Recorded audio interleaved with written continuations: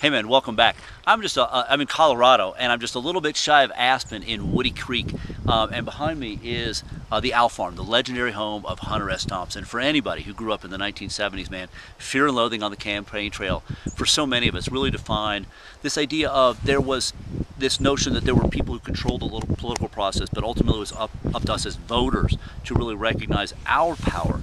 And Hunter, nobody put that out in our face more than Hunter S. Thompson. And again, man, for so many different reasons, I have always loved the kind of pioneer, rock and roll, rebel nature of Hunter S. So it's kind of I'm being very discreet here because I want to be very respectful of the people who live here now.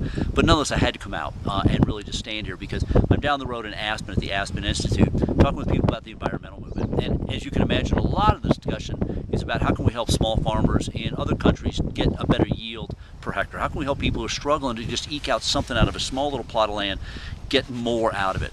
And to my mind, that's a lot of what we're talking about the nonprofit sector. You know, how can we help the average nonprofit, which is in effect a small little corner of the world, get a better yield from what we invest in it, whether it's your money, whether it's your time, whether it's corporations, whether it's our government's money. You know, how can we get a better yield per hectare out of the nonprofit sector? And that will not be attained until we have a full and active role in the political process. That's what Hunter S. said to us as Americans, to a generation of people coming up in the 1960s, that we had a huge responsibility to be involved, to own our own power.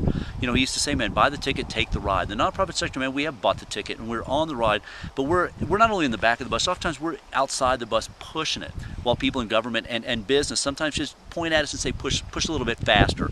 And we got to get in the bus and start to be able to drive the bus and maybe even turn the radio on a little bit and tune the station.